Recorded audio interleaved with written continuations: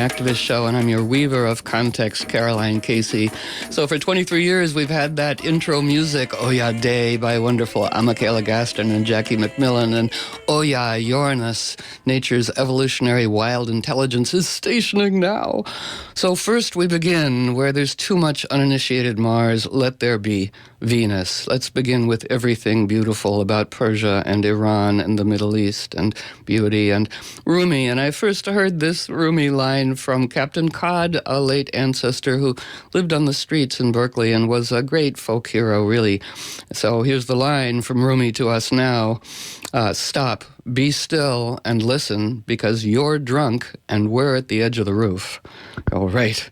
So cook kuku sabji, Persian green frittata, honor Aboriginal art as guiding wherever there's a conflagration.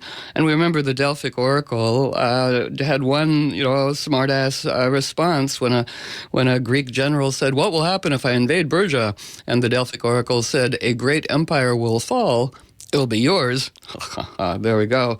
So when I saw this headline on Epiphany on January 6th, the anarchist daughter in Vice News, the anarchist daughter of the GOP's gerrymandering mastermind just dumped his maps and files on Google Drive. We're going to tell you how to find those. She says, "I won't be satisfied that we the people have found everything until we the people have had a look at it in its entirety." And so when I saw that, I thought, oh, this is a natural ally, absolutely a fellow Trickster, valuable member of our team. So here we are under a waxing lunar eclipse, which will be tomorrow, right?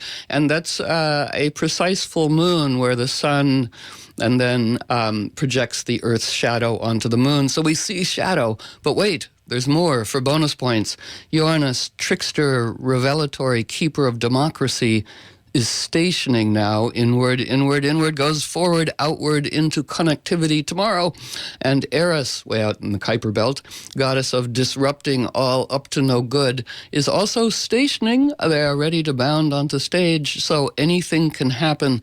And it must. So, more than perfectly, Stephanie Hofeller is our radio guest today on the Visionary Activist Show. Yes, that we may all engage in liberating cultural hijinks. Welcome, Stephanie. Thank you so much for having me. No, it's great. So let me just, I'll just bring a little bit of what's in the article, right? And then because the article is good. The daughter of late GOP gerrymandering mastermind just put all of his files online in a Google Drive for anyone to read. Thomas Hofeller, who died in 2018, was crucial to the Republican Party's redistricting efforts across the country. He drew up tons of maps that the party used to make districts easier for them to win, sometimes at the expense of minorities' voting rights. Right, democracy's on the line. In an effort to defend their state's political map in a lawsuit, Republicans had tried to keep Hofeller's files secrets. But on Sunday, his daughter, Stephanie, who identifies as an anarchist, yay, democratic anarchism, tweeted them out. Let me just toss it. So here's the website. The HofellerFiles.com is where you can find the Google Drive full of his emails and documents related to the gerrymandering work. So that's THE, the Hofeller, HOFELLER files.com. Yeah, so, and you just did this on Sunday just now, right? Yes, well, I've been trying to do it for a while. We got a little stymied. Mysterious fails, which are, they seem to be linked to the Hofeller files. They do have mishaps, but they always end up out there somehow. We just kept on going until we had them out enough. The hope was, okay, everybody will get the first wave. We'll get a hold of them. Enough of them will know, one, how to make torrents, get those seeded. Others will mirror the files on their servers or servers they rent space on, and that's exactly what happened.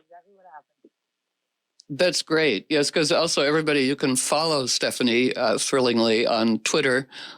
Stephanie Hofeller will get you there. So you say, okay, people, here's the idea. The Hofeller Files is an app, open source, free and clear.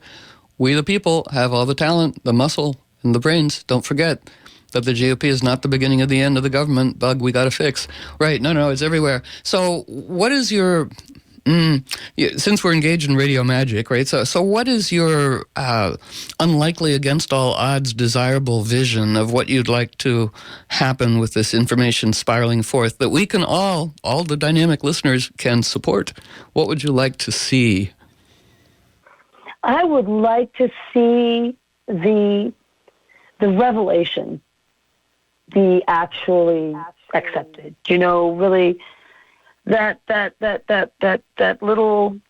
stray cat, that he's so ugly, but one day you're just going to have to go ahead and let him on in. What this is the closest that I've come in my entire life to actually being able to share the burden of this knowledge in a meaningful way. And lots of other people know that, certainly government is, hierarchy itself is, it's a pyramid scheme, is it not? Give us your power so we can give a little bit of it back to you. Give us your wealth so we can give a little bit of it back to you. And then say, aren't you glad we're here to help you? Right. And I like your... sorry, yeah. No, that was silly.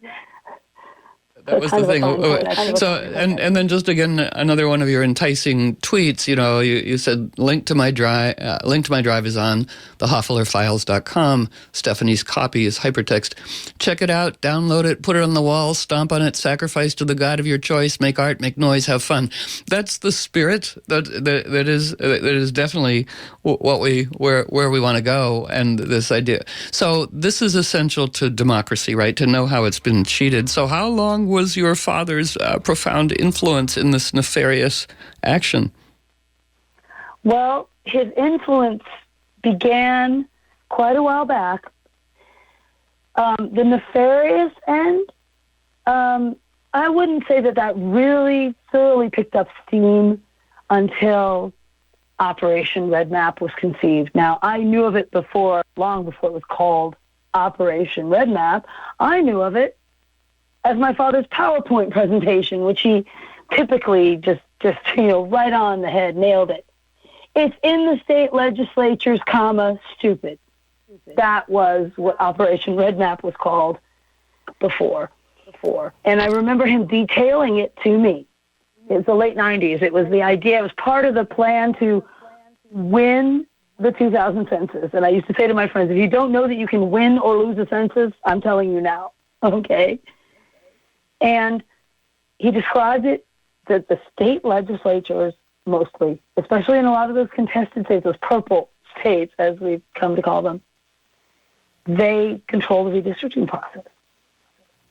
And these are tiny elections. The Republican National Committee is used to, fighting battle in the theater, the size of Persia itself. Now, this is going to be easy. This is a county-by-county thing. You dump $200,000 into a local election, and that's it. You got it. And I said to him, wow, you know what? That's brilliant. That's going to destroy the republic, right?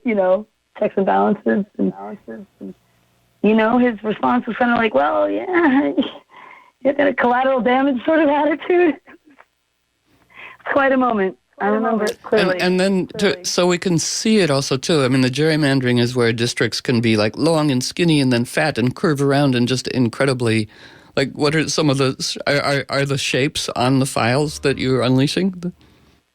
Well, interesting you should ask. Because one of the things that made my father such an innovator, so ahead of his game, was because in the late 70s and into the 80s, he understood the importance of the computer revolution in all of this. He was principally a cartographer. His fascination was with maps long before it was with politics. And what they started developing in the late 70s and 80s was basically this, this use of vector technology, the superior and the fast computing ability to make districts, like you kind of choose your cherished outcome. And the computer draws you maps that look normal. That's what he was doing all through the 80s and into the 90s. He was drawing maps that did not get thrown out when they were challenged. That was his pride. And what he would say about that is that basically he wasn't breaking the law. He was sticking to the law. He also took great advantage of the fact that there were a lot of Democrats who were, in a position to be elected in majority-minority, as they call it, districts, who were unfortunately happy to cooperate with the effort to pack their voters into one district so that they could be diluted in all the surrounding districts. So it was kind of a handshake deal. And there we go, my father. He was so stubborn in refusing to acknowledge that, no, two wrongs do not actually add up to a right. And then it was only, honestly, even Texas, I remember, there was a crazy circus wherein the Republican legislators were put on a bus and kidnapped to Columbus, so they couldn't vote. I was talking to my dad on the phone. I said, that's quite a stunt your friends in Texas pulled, because I knew he was consulting, at least down there. He said, I didn't draw those districts. I didn't say you did that. And during my deposition, it was one of my favorite moments, actually, because I got an actual, emotional response out of the GOP lawyers. I said, the Tom Hofeller I knew 25 years ago would have taken one look at this map he drew and gone, oh, good luck getting that one past the judge. And deposition where? Just again, animate our context. Yes. It's a fantastic story, really. The first lawsuit was Common Cause versus Rucco, and that was a challenge to the federal congressional districts. That one had already made it up to the Supreme Court and was hovering there, waiting to be seen. These districts had been thrown out in the lower court, and the Republicans had appealed to the Supreme Court. So when I went to Raleigh to rescue my mother from the vultures circling the widow, when I was first looking at these drives, I really was thinking, this is fascinating stuff. This is really, this kind of detail, with someone who obviously was going to be a historical figure. I mean, I really think if something that you did is being challenged in the U.S. Supreme Court, it's likely you're going to make it into a few history books. And I thought, this is fascinating stuff. This is really very informative. But I was thinking, okay, Rucco's up at the Supreme Court. Errors of law only, no new evidence on appeal. And that was still the case during my first conversation with Common Cause. But by the time I spoke to them again, and this was because Jane Pinsky, a wonderful woman who actually was one of the few people that actually heard me, she called me to check on me and Mom and see if we were okay. And honestly, things were not going very well for us at that point. And I remember being really struck by the fact that Jane actually took the time out and she said, I was thinking about you, and I called. And I said, that was really nice. And we started talking, and I asked her again about, how are things going in court? Because one of the first things I said is, you guys did better against a map my father drew than anyone ever has in history. And wait, you have a better congratulated him. I'm sorry, say that again. You have a better what than anybody in history? I'm sorry. They've done better in court against one of my father's maps, one of his district maps. He had many of his maps challenged. It was kind of a de rigueur sort of thing. You challenge it. If you lose, you appeal it. And just to underline, because you're putting so much good story that we need, Trina, on the work altar. But what you said half a mile back, but with computer technology, he could feed in the desired result, and the computer would then guide him to what to do. It would come up with the desired result map. Is that right? Yeah, that's really an effectively accurate simplification, yeah. That's basically how it worked out. And if you're going to follow up with why didn't he do that this time, it's because the North Carolina legislators were so greedy. They wanted better than what would look good enough to get through the court. And, it didn't get through the court ultimately. But I remember being shocked when I first saw those maps. Like, wow, it's the ugliest thing I'd ever seen my father produce. Right. The maps usually made were very symmetrical, and everything looked really just completely, you were just dividing up the state. Looked perfectly innocent. No, but so I love this as Jornus is very specifically dancing with yourself as an agent of trickster liberation. So there were all these suppressive attempts, and now here we go. It's out, and even more spiraling out this necessary information for democracy. So will it be? I asked you last night when we were having a long, jolly romp, but I go, will this be in place? Will this be effective by the election? You go, it already is, right? So we have safeguards that have already emerged from this now? Is that what you were saying? Yes. The maps that were drawn most recently were drawn they were drawn in daylight. Basically. They were still, however, challenged by the plaintiffs. And I would say that, from the technical standpoint, it's not quite as fair as it needs to be, but there was a decision. It was really a matter of discretion. The judges even said as much, like, okay, this isn't perfect, but they were worried that the delay would ultimately be more harmful than the unfair maps. The plaintiffs and their very talented attorneys disagreed, but what are you going to do? It sure is a lot better than what it was. And, there are other states who are not going to be necessarily so lucky. They're going to have to go into this next election cycle like Wisconsin, where they've basically just gone ahead and said, okay, if you're not a Republican, you're either not going to vote or we're not going to count your vote. I mean, it's really bad.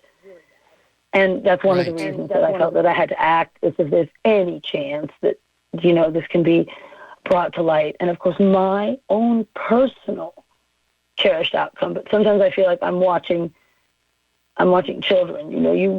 You have great expectations for them, but you don't necessarily expect something that is unrealistic. But I don't know that what I'm expecting is unrealistic, and that is that perhaps at a certain point of saturation of unfairness and ridiculousness and lies, like, there will be a revelation on a level enough. I mean, there already is, and it's spreading, because it doesn't all have to happen at once. We don't have to have the revelation, all of us, on the same day. That what this really is, this entire governmental structure, this entire hierarchical, static structure, is a institution that creates problems that don't exist so that it can justify its existence solving them. At best, it's throw a brick through our window so they can sell us a burglar alarm. Well, unrealistic is a key word for trickster stationing. Going unrealistic. Let's do that. Okay, let's not have realism. Yeah. So let me it was let me unrealistic toss you. that these coincidences would have happened too. So. Right. Well. So let me toss you a little bit too, because inspired by our conversing backstage, and this is also radio magic kind of backstage.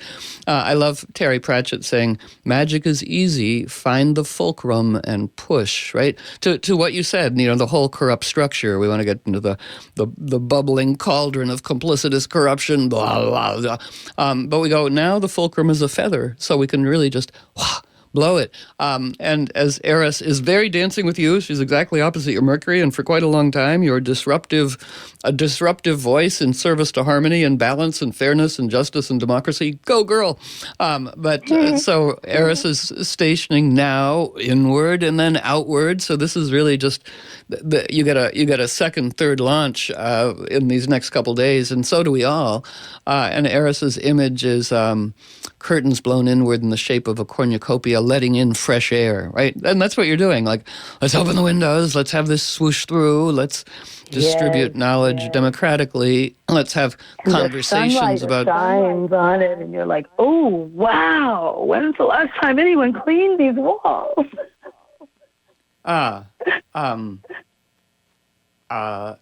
I see. Right. I was just looking at Wizard backstage communication. Sorry, I'm back here. I'm back here now.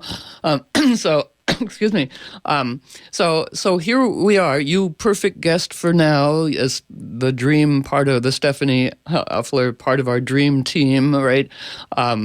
Because it is the waxing lunar eclipse just says whatever we do, we get more. Do war, more war. Do peace, more peace. Do more revelation, more revelation. And I like that everything is a guiding choreography and a description of disaster that ensues when we don't do it. So there'd be a bubbling cauldron of complicitous corruption, and you know a lot about this, and so do many of our dynamic listeners, but into which we toss the toxic and ladle out the liberating tonic. So I like the idea that your challenging dance with your father has collective medicine dynamic in this liberating moment for yourself, that you are an agent of liberation. Is that fun? Does that feel right with yourself?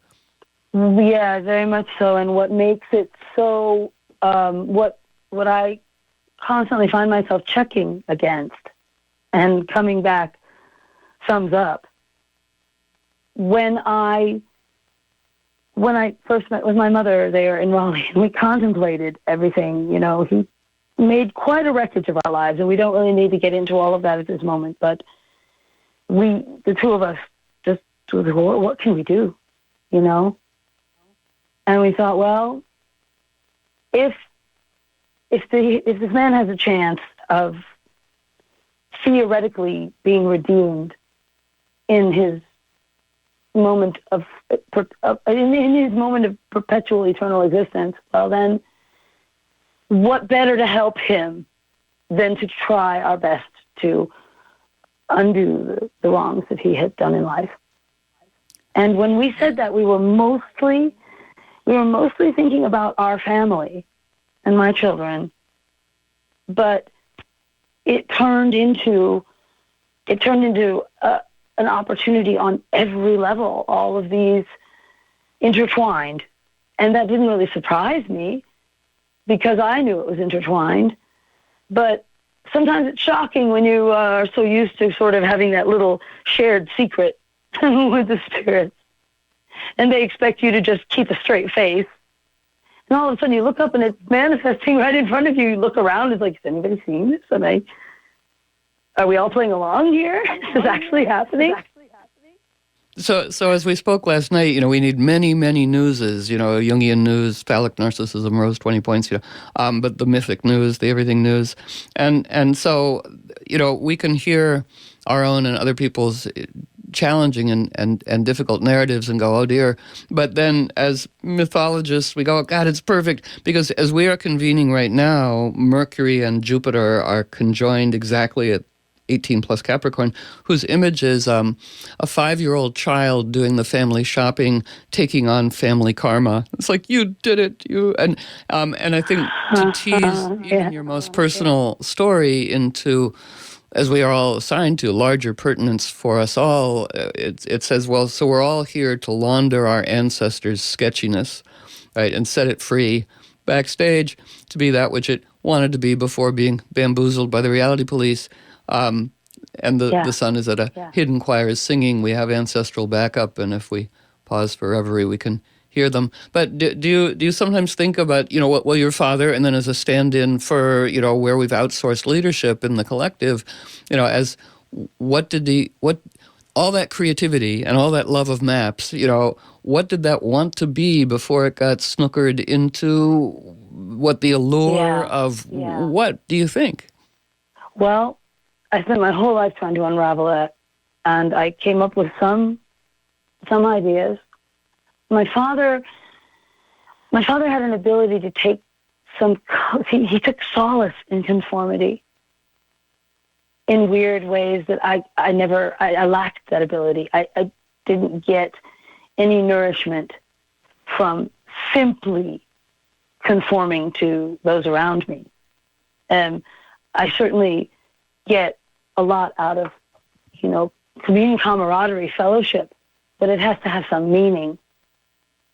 I don't know how much of my father's errors in the calculation of morality, I don't know how many of those were a stubborn refusal to acknowledge that morality has weight in the physical world. Or was he lacking some sensor that allowed him to ignore it? I tend to think that it was a complex denial system that was both.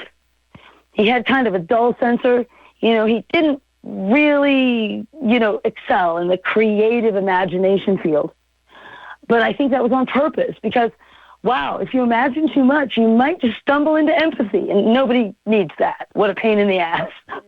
Well, right, and we do go back to like Skull and Bones, and where we've outsourced leadership to economic and political leadership to those men actually go through a ritual in which they go, my sense of feeling is weak and I kill it now, right? So we've outsourced to sociopaths and encouraged that, and I think right from the micro of your dance into the larger collective dynamic, and just for our team just now chiming in, our perfect for this waxing lunar eclipse, Uranus and Eris stationing revelatory, everything we need to know guest is Stephanie Hofeller, the anarchist daughter of the GOP's gerrymandering strategist. Revealed them all. They're available. You can find them as she tweets. Link to my drive. It's on the HofellerFiles.com. Check it out, as she says, download it, put it on the wall, stomp on it, sacrifice it to the God of your choice, make art, make noise, have fun, and may it be, compost for nutrient for democracy. I mean, I think that's one of your dedications. And then just we'll take a very short break in a minute and a half kind of thing, but just that theme of, so there's the micro of your dad, and then all people engaged in nefariousness. You said a great thing, that he was snookered in a sense by solace in conformity, and we go, right, so we get to do, magic without presumption or hubris. So the constraints, the prison on people that seek, the illusion of safety into the cauldron, right? Is that... yes. Yeah, what from that do you want to throw into the cauldron? And I am standing in front of his altar right now, and I just there's an entire layer over him. I felt responsible for him my entire life. A lot of us as children did immediately take on parenting roles over our parents. And I think that maybe the last thing that really needs to go is my own sense of failure at having failed to explain it in a way that he would not be able to ignore and that he would see. It did not give me pleasure to know that he had done exactly what I knew he would do in my absence, and that is wither and die. And make no effort to continue living. The guilt was overwhelming. I did not want him to be burdened with that. So I would like for that to go, both his and mine. Right. That's great. You know, the liberation even of your dad, because that's in the choreography right now. And when we come back from our very short break, our guest today is Stephanie Hofeller, and she is releasing much of what we need to know to have a democracy from her father, who passed away last year's files on gerrymandering. And we will be right back after this very short Taj Mahal break. She shook the constellations and dazzled them crossed his eyes. She shook the constellations and dazzled them crossed his eyes. She showered his head with quasars and made his Taurus cry. Oh, get down. Chiny, Chiny, Chiny, come blow my Chiny home. Ooh, Chiny, Chiny, Chiny, come blow my Chiny home. Telegraph my indigo sky ship, make its voyage long. Now get down.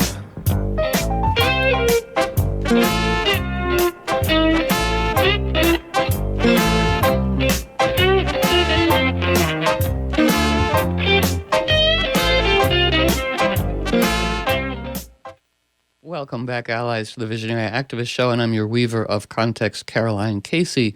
Our guest today is Stephanie Hofeller, and the HofellerFiles.com is where you can go to get a download of the files that she released. Again, great headline that snagged my interest in this teammate part of us. The anarchist daughter of the GOP's gerrymandering mastermind just dumped his maps and files on Google Drive. Well, you also, right before break, you just said a really important thing, and it's part of, as humans, we go, oh, okay. But sometimes the mythological news is so heartening. When you were born, Saturn, father, is exactly opposite your sun and rising in the 12th house. And what I often say to people as a metaphor is, it's like looking down at your future father going, oh, as a colleague who forgot what he was doing. It's like, you forgot what you were doing. And I think as an available metaphor for everybody, like in Doris Lessing's Shikasta, there were crucial historic moments where people had made sacred vows before they were born to do good in the world, but the world, it makes us forget that. But there was a hidden choir of advisors, spirit beings, ancestors going, no, don't do that. Remember what you did, right? So in his roiling and your desire to, liberate him, which you're doing now, right? Isn't this a liberation? Yeah, I would joke with the lawyers. I say, oh, yes, and you can report to the legislative defendants that my father and I are no longer estranged, getting along better than ever. Well, it could well be, in this forward motion, we're unlocking whatever imprisonment he represents in world. And that's, part of what we were, talking last night also about, this conversation, and we love the anarchist part of you, remembering that in the 1930s, small cities across America were filled at night in small theaters with people ardently discussing, socialism and capitalism and what's the ideal thing. And Emma Goldman was, kind of out there and really smart talk. So we want that level of conversation, like what is wise governance, and out of the bubbling cauldron of complicitous corruption, and what's the purpose of government and all of that. So we have, so everybody, I think, inspired by yourself, it's like, may we be available agents of Uranus liberation and disruption, anything up to no good. And then one thing I'll just toss back to you, too. I'm very grateful for Alexandria Ocasio-Cortez coining an invaluable term for public political discourse, which is the politics of love thy neighbor. It's genius, that whatever we speak to another is the part of them we're inviting to dance.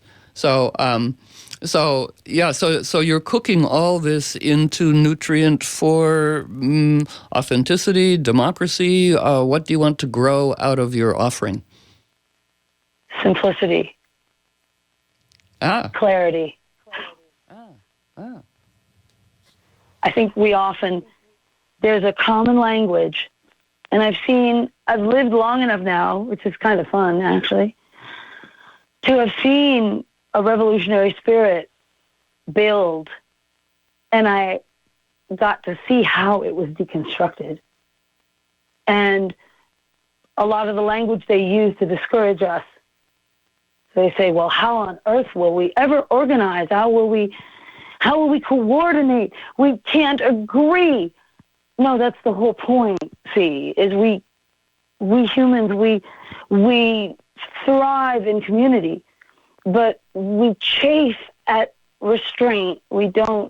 Our minds don't function well when they're not free. But these are not mutually exclusive. That is a lie that they tell us. And that has been a phrase that I've been repeating a lot in the last year, and I have it on my website. The revolution will not be organized. It is cumulative. It doesn't have to be coordinated. We don't all have to do the same thing at the same time. One simple act of liberation adds to another. And then it's exponential. And we're in a time in history now where we can actually speak to each other. Like, really, no one can prevent us. We don't have to wait for that dude to climb up over the mountain and come back and tell us whatever he wants to tell us. We can just talk to the guy on the other side of the mountain and say, do you hate our freedom? He's like, no, I don't hate your freedom. Do you hate my freedom? No, I don't hate your freedom. Oh, that naughty king.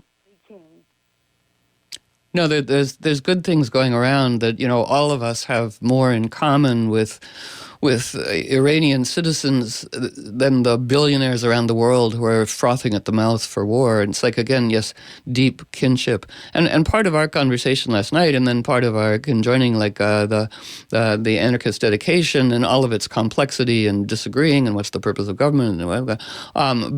But it is that idea that if everybody really taps into their primary autonomy and dedication, then we will come into community accord. And I think that's a good way to go. So we're I guess invited with you to launder our ancestors' sketchiness and set it free. Going, what did this want to be?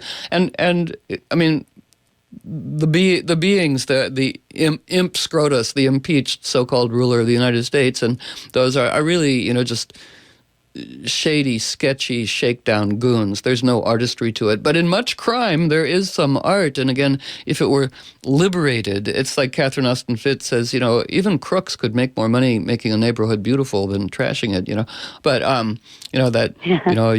you could do this thing. And then you just again, you can go anywhere you want, but weren't we talking about mushrooms last night? And that mushrooms are an important, or did I dream that?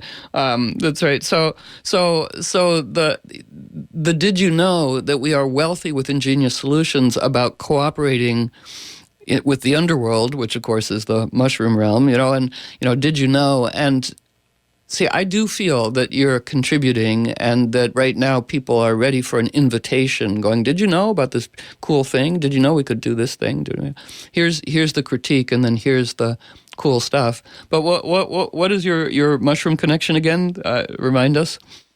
My ex-husband's father was the premier mycologist in the Slovak Republic. He worked at the equivalent of the Smithsonian Natural History Museum, but it was, I don't even want to mangle it in Slovak. I would embarrass myself, but in Bratislava, the museum, and he would do things like, there was a night when you could bring your picked mushrooms in to have them looked at by the mycologist so that you didn't kill your entire family with your soup and things like that. And we grew mushrooms, and they're very intelligent beings, and they do occupy we have a lot to learn from all of the organisms, because, an anarchy that will function, a sustainable system, everything is going to have to be free, because we all do best when we're free to follow our instinct. The fact that we're alive is proof that we're brilliant. We made ourselves. We were born already having achieved a feat of physics and design that eclipses anything that we can do in quote-unquote technology. If we did not come with us with the knowledge of how to survive and how to live, we wouldn't be here. The fact that we're here is proof that we're free. Huh. And it's, an analogy that I would love to bring, that I use all the time, is, and when I talk about simplicity, this isn't more work, this is less work. And no, we don't have to count on everyone, including ourselves, to always be nothing but good. No, all we have to tap into is our desire to live rather than die. And we all know inherently that we are all one. We are one organism. And that anything that benefits one of us benefits all of us. It's not hard to understand. Even mainstream physics has it explained for that. Back when we were being told by the church that we had to build a model in which the Earth was the center, every year we failed to predict the movement of the stars. And every year they added an epicycle, which is where the star would back up and do like a U-turn and then continue. And year after year after year, they were adding epicycle after epicycle. And the lesson is that sometimes when you're trying to solve a problem and your solution is getting more and more complex and you're not getting any closer, perhaps you're trying to solve the wrong problem. And when we backed up and said, oh, no, of course the Earth isn't the center. And then all of a sudden it made sense. And no, it didn't require a lot of complicated, weird, unnatural movement.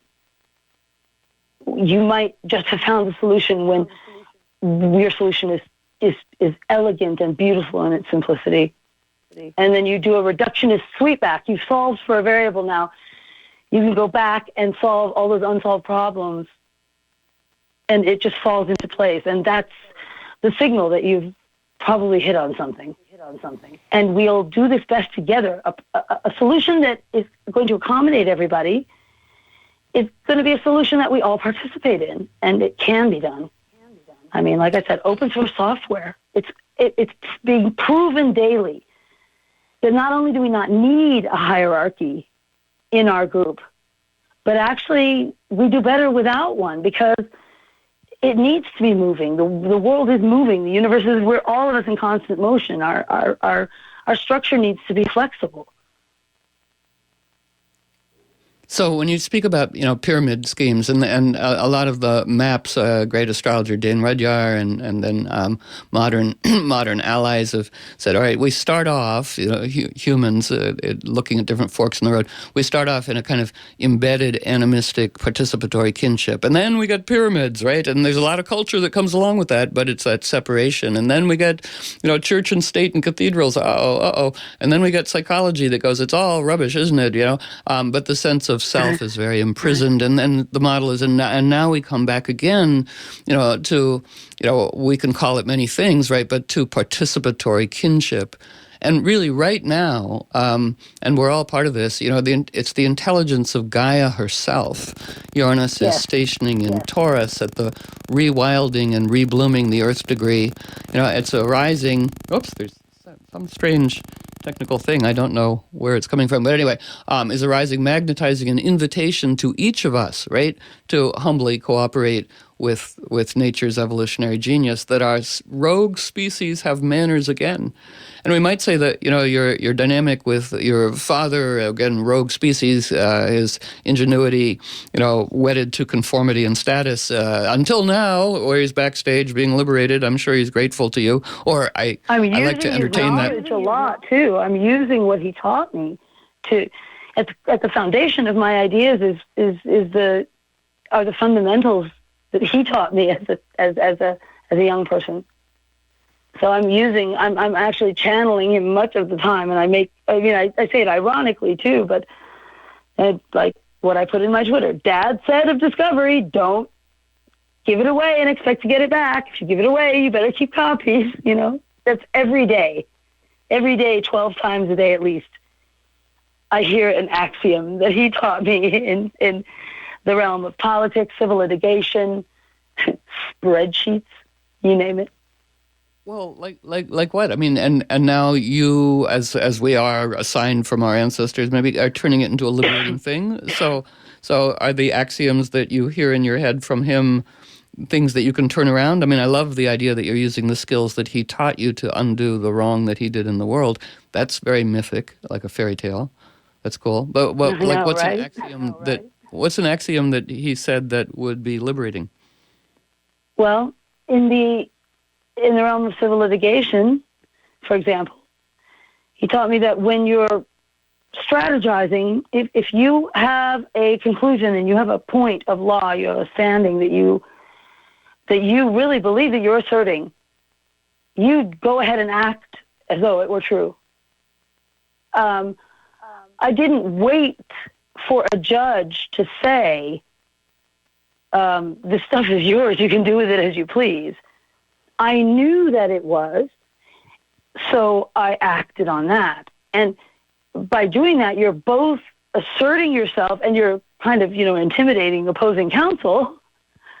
And also you're manifesting something. I mean, and of course he would tend away from the more esoteric. But when you think about it, it really is a very concrete strategy. Confidence is very important in the field of court. Now, I personally, just because I'm an authenticating witness for these plaintiffs, and I was very careful about that. The fact that they were going for something bipartisan, nonpartisan.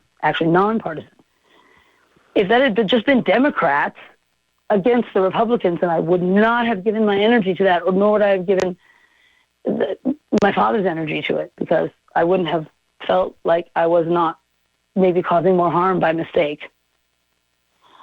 But I long ago removed myself from an acknowledgement of the jurisdiction of any court in this country after what they demonstrated. It would be kind of difficult for me to. So I feel like I'm sort of skipped ahead here. I've already withdrawn my consent to be governed.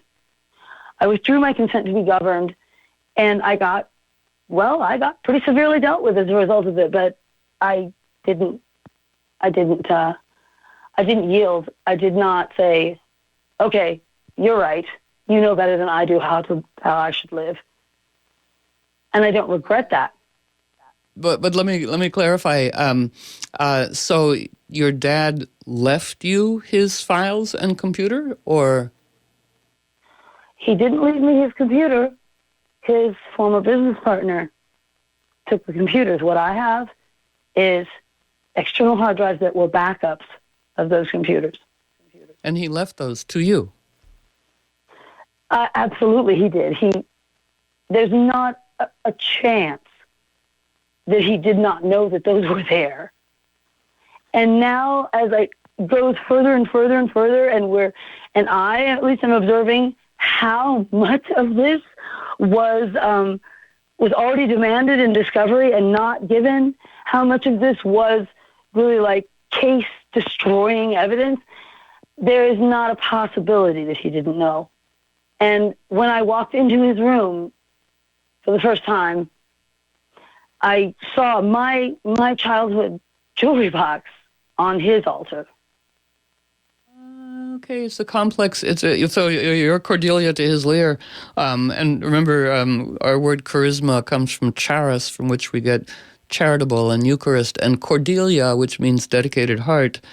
And I like the woman trickster redeemer, rising in all of us, and that you're being an agent of, like Scheherazade, again, Persian, Middle Eastern, Indian, woman, the power of the woman storyteller, right? The power of the woman storyteller, and her affinity is to liberate women, liberate the land, liberate democracy, and liberate even the tyrant himself, not counting on it, but willing to liberate the entire circumstance of what gave rise to this, and to go to the root of the thing and then to ladle out the antidote. So I think that's part of the simplicity and complexity of your contribution and your assignment, and to feel now, yes, anywhere you want to jump in is completely great. Does that resonate or amuse you? You like it? Yeah, absolutely. I've been telling people, well, do you need help? You're on the team already. Whatever you think you could do. Who better to say what you could do to help than you? And I love, I don't know who made that. In love, like Mars needs lawyers. But wait, say that part again. Sorry, say that part again. I'm sorry. We have a I guess apparently a delay or an echo. What? Your last sentence was what? I was making a joke about how, like, when an open call goes out, like, what do we need? Oh, we need plumbers. And I've been saying to people, like, in on Twitter and stuff, Mars needs lawyers. Perfect. That's what I thought you said, but I wasn't sure. You again, Mars needs lawyers. That's great. Exactly. And lawyers who are, the impulse behind law. It was storytelling and restorative justice, and it hasn't always often been practiced that way. But everything wants to get cooked down to what did this want to be before it got bamboozled? Let's set it free and contribute and animate the irresistible guiding story of sane reverence, and we can do that. That has and then the conversations. I mean, you said last night you'd like the presidency to disappear, and I respect that position, the ring of power into the crack of doom. But what I think the conversation between libertarians and anarchists, and again, we want this respectful, rousing conversation. And I like allies of mine some ways back said that they liked their conversations with their libertarian dentist, although sometimes it was like, what do you think? But that when it's like, let's try stuff. And she said, well, I think the one purpose of government is to engage in collective experiment. Like, all right, everybody, let's try this. In France, let's do a 30-hour work week, and let's everybody get paid just as much. And people are like, no, this is great. So that might not, again, to the anarchist thing of dissolving, but that's why we were bringing up, ancestors. Let's bring up some ancestors like Emma Goldman, right? A great Cancerian woman, Cancer's a Scorpio in a housecoat, who, even though she disapproved of the snookering in the Russian Revolution, she was on the battlefield making soup for everyone, every partisan group or people at war, like, here, have some soup,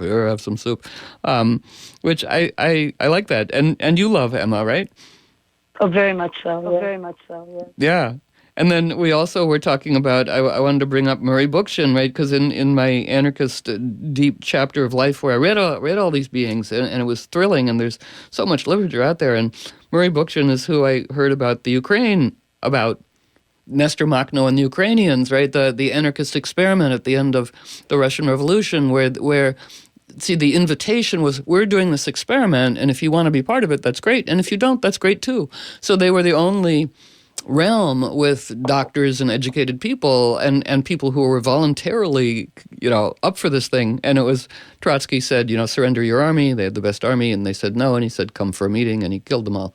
So it was not the experiment, right? And then it was Murray Bookchin that the Kurdish women, the Kurdish people were admiring as a model of true egalitarian democracy that they were implementing. So, but you chimed in again when we were conversing last night too, going Murray Bookchin, Nestor Makhno, and shall we invite them in now? Oh, absolutely! They're here with us already. Oh, good. Right, and, really. Well, we do want these conversations. So, all right. So we've got Cordelia, we've got Scheherazade, we've got Murray Bookchin, we've got Nestor Makhno, we've got your liberated dad. Just for the hell of it, and also I can't remember the name. You know this guy who died in deep remorse. Who was a Republican publicist who made all these racist. Ellen, can't remember his name. I apologize. Lee Anyway, Atwater?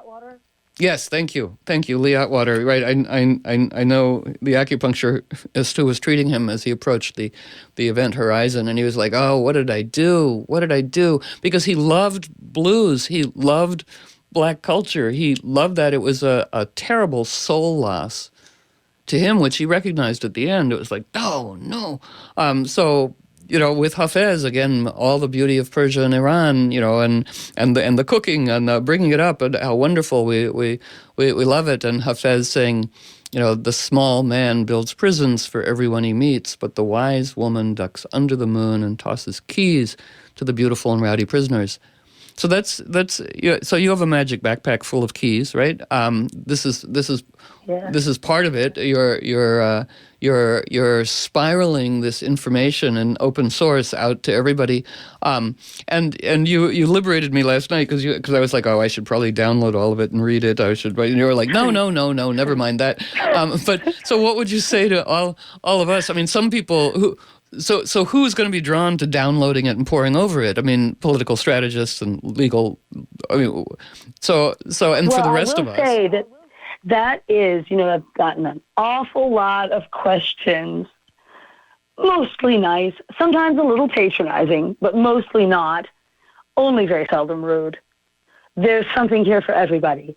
That's one of the reasons that I left a lot of the things there, because when I study history, and I know that every history geek out there is the exact same way, I want to know everything. I want to know what the plate he was eating off of was made out of while he was reading that book, Because I think we all know inherently that we are, each of us, a whole person, and everything is important. Who's to say what detail is or isn't important? How could I say, oh, that's not important? Really, there are some only non-work-related files that I had to hold back because they might have put innocent living people in a position of fear. And I didn't want to do that, of course, and it wasn't necessary. But eventually we will. Well, we're deconvening. We're deconvening now, again at CoyoteNetworkNews.com, we will post more links to Stephanie and also our guest Diane Wilson and many other people. So for more information about radio guests, go to CoyoteNetworkNews.com. That's wonderful. And is there one 10-second wishing blessing that you'd like to put out there? Woof woof woof woof woof. As our yes, when I said have fun, I really meant it. It's entertaining stuff. And I think that maybe we might just be entering a new era of personal accumulation of knowledge as art. Like here's my laptop. We're going to trade laptops. We're on our way, and thanks very much to Board Up's Tyree and Kirsten, and apologies for the echo. We will find out what that is, and we will reconvene next week. And thank you so much, Stephanie, for being a playful agent for greater good. Woof, woof, woof. Thank you for intersecting with me. You got through, and I'm so happy you did. That's really great. All right, more soon later, team. Thank you so much. Woof.